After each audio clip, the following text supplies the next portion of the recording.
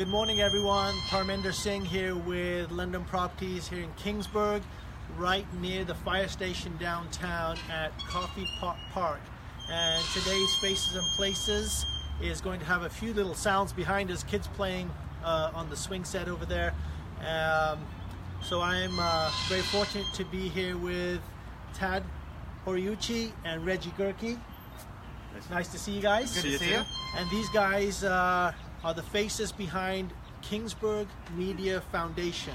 So a little best kept secret around town. Today we're going to find out what these guys do for a living and how they're making an impact on the lives of local residents and nonprofits and other organizations around town. Guys, welcome. Thanks for having us. Right, Yeah, you got it. Yeah. Do you want to read your mission statement? Yeah, I'll start with the mission statement, then I can do get it. this out of the way. Okay. So Kingsburg Media Foundation is dedicated to providing technology and media services to nonprofits and community organizations through strategic partnerships to provide for the advancement of our communities. So that's a lot of words to say that we're here to help nonprofits and community organizations with technology needs. Okay. Oftentimes that's one of the biggest hindrances that a nonprofit has is just figuring out their IT. Yeah. Whether it's internet, telephone service, or just making a printer print. Okay. It can be a big investment to pay somebody to do that, whereas we can kind of come in and help them out for a much better price. So, Okay. yeah. So before we go down what the foundation does, Sure. tell us, Tad, when you start off, give us a little background. Where are you from? What have you done? Well, I first met Parminder selling phones at the Verizon store down the corridor from UPS store. I was in wireless retail for a number of years. I've worked in manufacturing, engineering for quite a few years, and I've always had a curiosity for technology, and that's kind of what led me to Kingsburg Media Foundation and being able to play with technology. All right, sounds good. How long you been with the foundation? Since September. September, okay. Well, September full-time. Prior to that, we both did volunteer work with the foundation for probably about 2-3 years. Okay, so not new, you've been there a while. Reggie, how about yourself? What's your background? Well, I didn't grow up in Kingsburg, but I've spent my entire adult life here. It feels like my home now for sure. I've been part of the community in a lot of different ways, through law enforcement, military service, and those kind of things. But as of about just over a year ago, working full-time for the foundation. But prior to that, being part of the getting it all started back in probably about 2010 to 2012 time frame too. So how did it come about? Well, so we started out a few years ago. I want to say somewhere around 2010, helping out with the band concerts at the park downtown. The Memorial Park band concerts, the concerts under the stars. Okay. With just doing sound and then recording it and helping play it back later on an AM radio station. Well, as time went by, things changed at the radio station. It wasn't really an option for us anymore. So Lennis Shalene, throw his name out there, he's going to appreciate that. Yeah. And I kind of got together and said, how can we do this differently with what we have available? Right. So we got to the point where we started recording and live streaming the concerts in the park on the internet. Okay. And that's kind of where Kingsburg Media Foundation started. Okay. And so give us a little timeline. So what else did you start doing after that? Because where you are now is we're like on the verge of going large scale media corporation type stuff. So, exactly. Yeah. So we started small, just wanting to do that live stream is really what and to really support the band concerts is where it all started. But as we went, we said, well, we got to find a way to pay for this. Yeah. So that's when we formed the nonprofit to help with the ability to get grants and donations and those kind of things. I figured that was probably the easiest way to do it. So we formed that, and then we put some infrastructure in place that allowed us to do the streaming. Okay. And we realized that this infrastructure also allows us to provide internet service and telephone service to more than just Memorial Park. Okay. And with that, it allowed us to grow out and start supporting some other nonprofits and community organizations with those services. Okay. But then it also gave us an opportunity to bring people to partner with through telephone and internet service to them as private citizens and corporations, then giving them something, but then they're also giving back to their community and helping fund what we do. in that process. So it wasn't, we stopped the reliance on donations, where we actually had a revenue stream that helped pay the bills and be able to do what we do. Okay, so you're providing value to the consumer using those funds to offset the charitable work. Correct.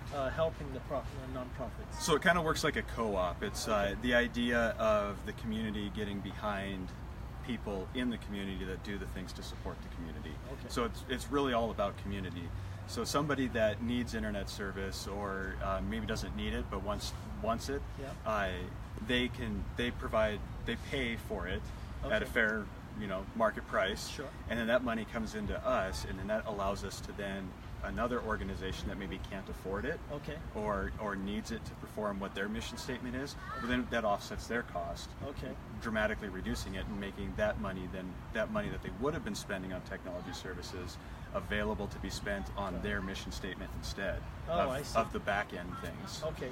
So can the city residents get internet service through you versus Comcast and these guys? Can they get service through you guys? Certainly.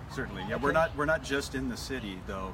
We have a pretty good coverage area, and goes all the way out to Dinuba, Reedley, Carruthers, Fowler. Kind of draw a big oval like that, and that's where our coverage area is that we provide internet and telephone service to. Okay.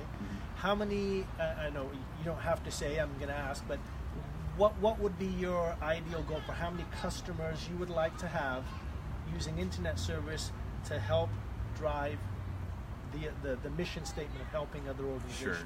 Well, I think our goal would be to continually make sure we're offsetting the projects we want to do.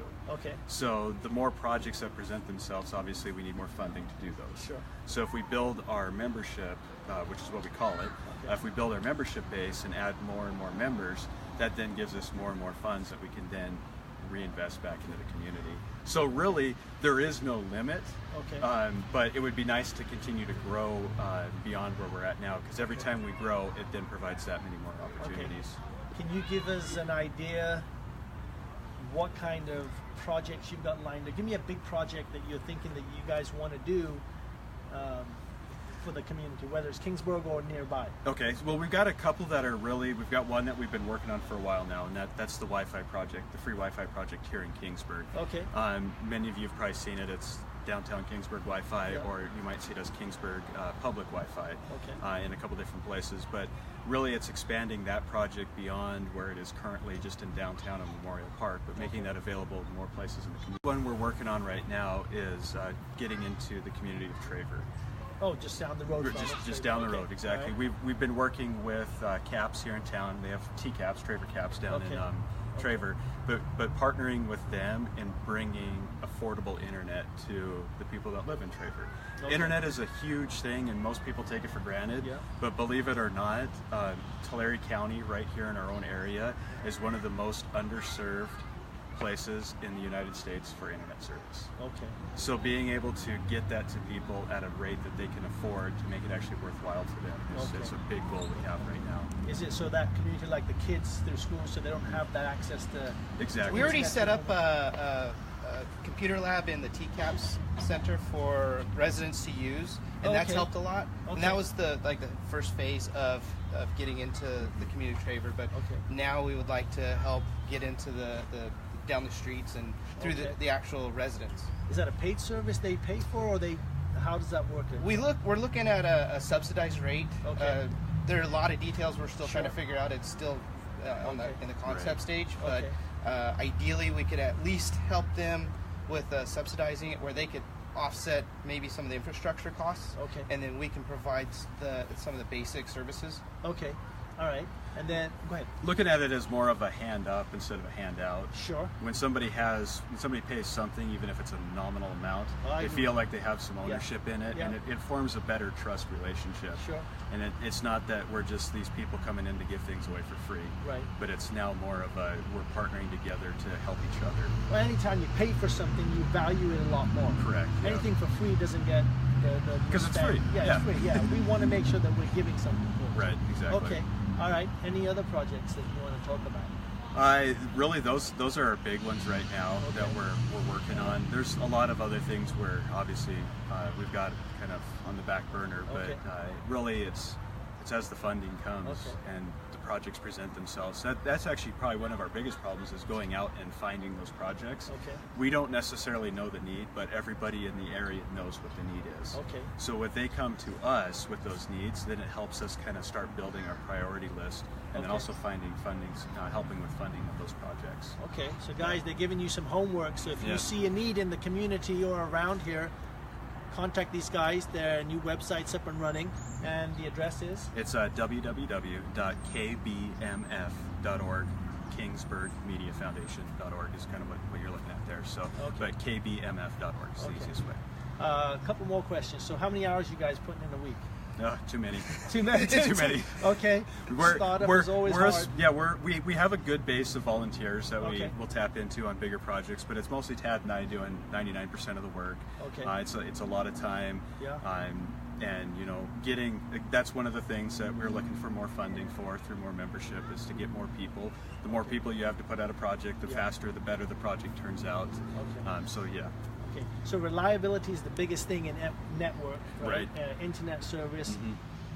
Mm-hmm. If a local resident comes to you and takes internet from you guys versus a big brand name, what can they expect in terms of uptime? Is there any problems, or is it just normal like everybody else? It's going to be normal like everybody else. We try to stay. We don't necessarily compete with the other companies, but we wanted to make sure that we not only provide a better value but a better product. Okay. And then the benefit of it is if you call and you have a problem, you're talking to one of us. Sure. And we're right here, and we can come take care of your problem right away, versus ending up in a call center and getting the runaround. Got it. But yeah, that's kind of what the value you get is in the service that we provide. But we provide a solid service in the first place, so hopefully you never have to call us, I guess is the way to look at it. Okay, okay. So how about businesses? We've got a lot of businesses, ag-based businesses surrounding Kingsburg and all these other smaller towns. Internet's always been an issue, especially for even residents living in the countryside. Stable, consistent internet. Yeah, we provide internet to businesses, telephone service to businesses, and residents for that matter. But we're a solid. We have a few businesses that we already work with that if they don't have internet, they lose money really fast. Sure. So we've proven ourselves to them for that matter. But yeah. Okay. All right. And that's the local landscape person, in case, excuse the use there. Yes. Where do you see yourself? Are you planning on growing, adding more people? Yeah. What's your future, say, 5-year plan? Do you have? Yeah, 5-year plan is we're gonna have a little bit more when it comes to employees. Take some of the administrative burden off of us and let us be more involved in what we're doing in the community. As anybody that's ever started a business, you know that you are the entire business. You're the accounting department. You're the everything all at the same time. Yeah. And that can be burdensome, but with our growth, our anticipated and goal of growth, we hope to solve some of those problems. Okay. All right. Anything else you guys would like to add before the noise gets too close? Yeah. Well, I get maybe one of the things is a lot of people haven't. Maybe we're the face behind a lot of what takes place in town technology-wise. Sure. There's a lot of organizations we've worked with, whether it's a couple of different churches in town, CAPS, Young Life, and a few of those historical park, Train Depot. We've done a lot of things with them. But in all of those projects that we've done, really what our value is to the organizations we partnership is what we can do for them at a rate that they can that's feasible to. So through the years, through the last few years that we've been doing this, we estimate that we've saved all those organizations a potential of over $1 million between all of them. Yes. Wow. Now that sounds like a huge number. You're like, well, those organizations would never spend that money in the first place or have the money. But yeah, that's exactly the point. Is we've done a lot of things for them that they would have never been able to do had we not helped them with it. Sure. Because they would have never been able to come up with the money to do it. I mean, they probably could have come up with the money to do it, but they'd rather have spent that money on other things. Right. Well, it's just advancing everybody and keeping up with the times as well. Right. Okay. All right. Exactly. So sounds good. Over $1 million, people. So great organization here, getting there, hitting the floor running, and providing value to the community and organizations. So I want to thank Tad and Reggie for taking time out of their busy schedule today.